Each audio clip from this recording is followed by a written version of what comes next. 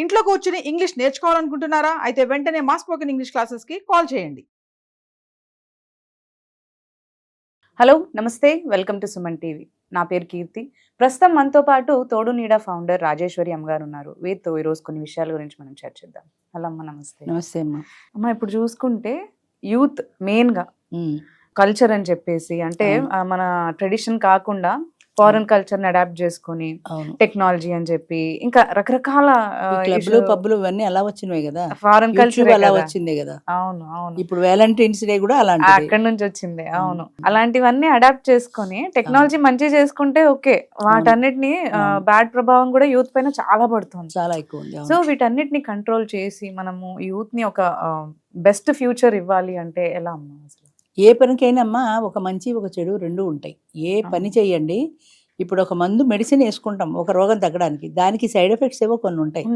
అలాగే ప్రతి దాంట్లోనూ మంచి చెడు ఉంటుంది. మనం మంచి మాత్రమే తీసుకోవడం మానవ లక్షణం. మనం చెడు ఎలా ఉందో చూస్తాం. ఇప్పుడు సినిమా ఉందనుకోండి, సినిమాలో హత్యలు, దోపిడీలు, రేపులు అన్నీ చూపించేస్తాడు. అన్నీ చూపించేసి లాస్ట్లో మాత్రం ఒక శిక్ష పడింది వాడికి చూపిస్తాడు. అంటే ఆ తప్పులు చేస్తే శిక్ష పడుతుంది. ఈ లాస్ట్ లైన్ వదిలేస్తారు. వదిలేసి వాడు దోపిడీ ఎలా చేశాడు, రేపు ఎలా చేశాడు, మర్డర్ ఎలా చేశాడు అవి చూసి నేర్చుకుంటారు. ఈ లాస్ట్ ఎవ్వరు ఇదివరకు చెప్పాను ఇది ఇందులోనే అనుకుంటా, హరిశ్చంద్రుడు నీతి కథ విని నీకేమర్థమైందిరా అంటే స్టూడెంట్ ఏమన్నాడంటే, జీవితంలో చస్తే నిజం చెప్పకూడదు. నిజం చెప్పడం వల్ల కదా సత్య హరిశ్చంద్రుడు ఎన్ని కష్టాలు పడ్డాడు. అది నిజం చెప్పకపోతే పోయే కదా. అంటే వాడికి అలా అర్థమైంది. అంటే ఒక విషయాన్ని మనం చూసే దృక్పథాన్ని బట్టి ఉంటుంది, మన ఆలోచన విధానాన్ని బట్టి ఉంటుంది. ఇప్పుడు ఈ క్లబ్బులు పబ్బులు ఇవన్నీ ఫారెన్ కల్చర్ నిజమే, అందులో మంచిని ఎందుకు తీసుకోవడము? ఫేస్బుక్ ఉంది, ఫేస్బుక్లో చూడండి, ఒక మగవాడు ఒక అమ్మాయి ఫోటో పెట్టాడంటే అది మగ ఆడో తెలియదు కాబట్టి ఎన్ని వెళ్ళిపోతాయో వాడికి లైక్లు కొట్టమని. వయసుతో సంబంధం లేదు, అందంతో సంబంధం లేదు. ఫ్రెండ్షిప్ ఫ్రెండ్షిప్ ఫ్రెండ్షిప్ ఏం ఫ్రెండ్షిప్ అండి? ఇది తప్పు పట్టడం కాదు. ఫ్రెండ్షిప్ అనేది ఏ దగ్గర కూర్చుని హగ్ చేసుకుంటే కానీ ఫ్రెండ్షిప్ అవదా? అది మీరు మాట్లాడుకుంటే ఫ్రెండ్షిప్ అవదా? ఫ్రెండ్షిప్ అనేది నిజంగా జీవితంలో నీకు నేను తోడు ఉన్నాను అని ఇచ్చే ఒక భరోసా, కష్ట సుఖాల్లో నిలబడే ఒక తోడు. అది పోయింది. ఫ్రెండ్షిప్ పేరు చెప్పి పార్కుల్లో పబ్బుల్లో తిరిగి వ్యాలంటైన్స్ డే పేరు చెప్పి ఇష్టం వచ్చినట్టు వెళ్ళిపోయి ఒక్క రూమ్ ఖాళీ ఉండదు హోటల్స్కి వెళ్తే వ్యాలంటైన్స్ డే రోజు. ఒకసారి ఇప్పుడు ఆ రోజు వ్యాలంటైన్స్ January 1 అని వెళ్తే హోటల్కి వెళ్తే ఒక్క హోటల్లో ఖాళీ లేదండి. అంతా ఎక్కడ చూడు యూతే, ఎక్కడ చూడు యూతే. అసలు రాత్రి 10 గంటలకి ఇలా తిరగడానికి మీ పేరెంట్స్ పర్మిషన్ ఎలా ఇచ్చారు? పర్మిషన్ డబ్బులు ఎలా ఇచ్చారు? మీరు హోటల్లో తిరగాలంటే డబ్బులు కావాలి కదా, పార్టీ చేసుకోవాలంటే డబ్బులు కావాలి కదా, ఎట్లా ఇస్తున్నారు? నేను తప్పు పడడం కాదు, మీరు డబ్బులు ఇచ్చేసి పిల్లలకి హాయిగా జల్సా చేయమని ఇచ్చిన తర్వాత అది తప్పు వాళ్ళది కాదు. వాళ్ళ వయసులో సరదాలు ఉంటాయి వాళ్ళకి, కానీ మనం కూడా దాన్ని కంట్రోల్ చేయాలి కదా. ఫ్రీడమ్ నుంచి మనం చెప్పాలి కదా. ఫ్రీడమ్ ఎంతవరకు? There are certain limits. ఫ్రీడమ్కి కూడా కొంతవరకు లిమిట్ ఉంది. ఫ్రీడమ్ పేరు చెప్పి తప్పు చేస్తే అది ఫ్రీడమ్, దాన్ని దుర్వినియోగం చేసుకోవడమే కదా, అది స్వేచ్ఛ అవుతుంది. ఫ్రీడమ్కి స్వేచ్ఛకి కూడా తేడా ఉందమ్మా. స్వతంత్రం వేరు, స్వేచ్ఛ వేరు. నువ్వు బ్రతకడానికి స్వతంత్రం కావాలి, కానీ విచ్చలవిడిగా తిరగడానికి దాన్ని స్వేచ్ఛ అంటారు. అంటే నీకు ఒక బ్యారియర్ ఉంటుంది, ఒక గోడ ఉంటుంది, ఒక అడ్డుగోడ ఉంది, దానికి దాటితే స్వతంత్రం. నీ స్వతంత్రం నీకు ఉండాలి, కానీ స్వతంత్రం పేరు చెప్పి స్వేచ్ఛగా క్లబ్బులకి పబ్బులకి తిరిగితే ఏమవుతుంది? ఆ స్వేచ్ఛను కంట్రోల్ చేయాల్సిన బాధ్యత పేరెంట్స్కి ఉంది. తర్వాత చిన్నప్పటి నుంచే వాళ్ళ మైండ్లో మనము పూర్వం ఉండే ఇవన్నీ నీతి కథలు, దానిపై చందమామ, బాలమిత్ర, మిత్రలాభం, మిత్రభేదం ఇలాంటి కథలు పాఠ్యాంశాల్లో కూడా ఉండేవి. ప్రతి దాంట్లోనూ కూడా ఒక నీతి ఉండేది. ఆ నీతి కథలు జంతువుల పేర్లు పెట్టి ఆ పేర్లలో ఇలాంటి నీతి కథలను చెప్పేవాళ్ళు. ఇప్పుడు అసలు మోరల్ సైన్స్ ఎక్కడుంది? లేదు, టైం టేబుల్లోనే లేదు. ఒకవేళ ఉన్నా కూడా ఆ సబ్జెక్ట్లో ఆ టీచర్ ఎవరో, ఆ కన్సర్న్ టీచర్ ఎవరో ఆవిడ పాఠాలు చెప్పుకునేదే తప్ప అసలు నీతి కథలు అన్నవి లేవు. అవి ఎందుకు చెప్పేవారంటే చిన్నతనం నుంచి వాళ్ళకి బోధించాలి అని. ఇప్పుడు శివాజీ కథ విన్నాను, జీజాబాయి శివాజీ తల్లి ఆయనకి చిన్నప్పటి నుంచి వీరగాథలన్నీ నేర్పింది, ఆయన వీరుడిగా తీర్చిదిద్దింది అని. అంటే కథలు విన్నప్పుడు ఆ మైండ్లో ఇలా నేను కూడా ఇలా ఉండాలి, ఇలా చేయాలి, ఇది తప్పు ఇది రైటు అన్న విచక్షణ వాళ్ళకి పడుతుంది. కానీ నోవేడేస్ పేరెంట్స్కి ఎక్కడ ఖాళీ? ఇద్దరు ఉద్యోగాలు, ఇద్దరికి పార్టీలు, సాయంత్రం లేట్ అయితే ఏవో పార్టీలు ఉంటాయి, వాళ్ళు దానికి వాళ్ళు వెళ్ళిపోతారు. వీళ్ళని లక్షలు డొనేషన్లు కట్టేస్తారు, వాళ్ళు చదువుకుంటున్నారు. మన బాధ్యత పేరెంట్గా అయిపోయింది అనుకుంటారు. పేరెంట్గా చదివించడం బాధ్యత ఒక్కటే కాదు, వాళ్ళని ఒక మంచి పౌరులుగా తీర్చిదిద్దాల్సిన బాధ్యత మనది. వాళ్ళు మంచి పర్సనాలిటీ అంటే మంచి వ్యక్తిత్వం వచ్చేలాంటి పిల్లలుగా తయారు చేయడం బాధ్యత మనది. తప్పు ఒప్పు అనే విచక్షణ నేర్పే బాధ్యత మనది. అది నేర్పితే పిల్లలు వింటలేదు. పెద్దలు చెప్పటం లేదు. ఎందుకమ్మా వాడు మనసు కష్టపడడం?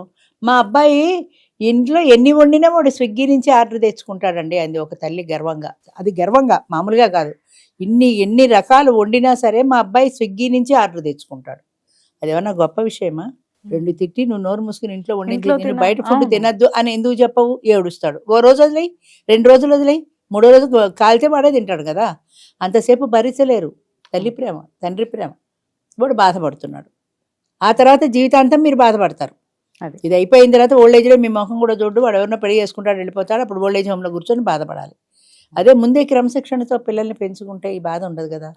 మోస్ట్ ఆఫ్ ది టైం అమ్మ పిల్లలకి సమయం ఇవ్వాలి, వాళ్ళతో కలిసి గడపాలి, కలిసి కూర్చోవాలి, కలిసి కబుర్లు చెప్పుకోవాలి, వాళ్ళు చెప్పేది ఓపికగా వినాలి.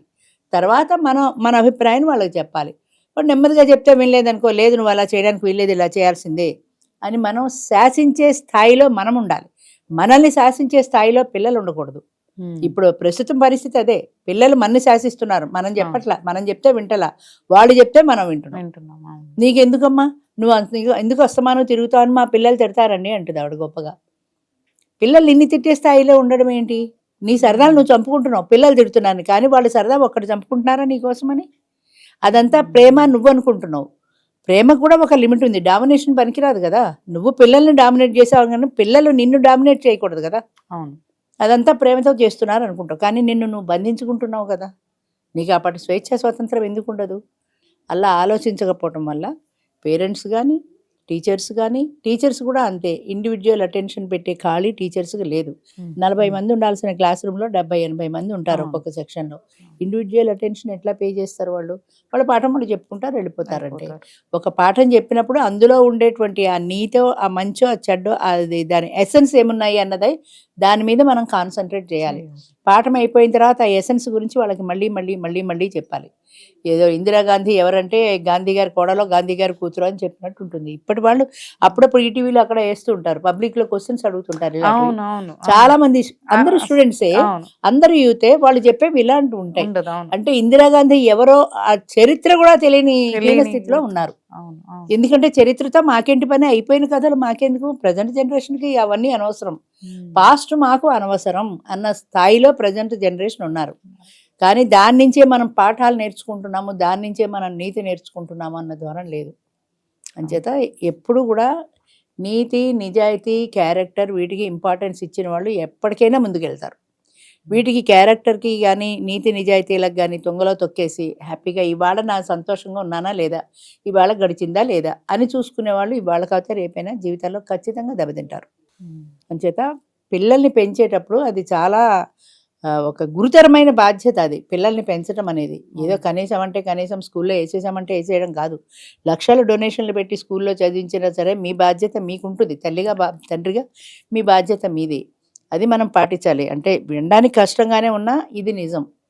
అది మనం సక్రమంగా పెంచితేనే పిల్లలు పెరిగాక ఎట్లా పెరుగుతారో తెలియని రోజుల్లో మనమే వాళ్ళకి ఫ్రీడమ్ ఇచ్చేసి క్లబ్బులకి పబ్లకి హాయిగా మీ ఇష్టం వచ్చినట్టు తిరగండిరా అంటే వాళ్ళు తప్పుడు దారే పడతారు.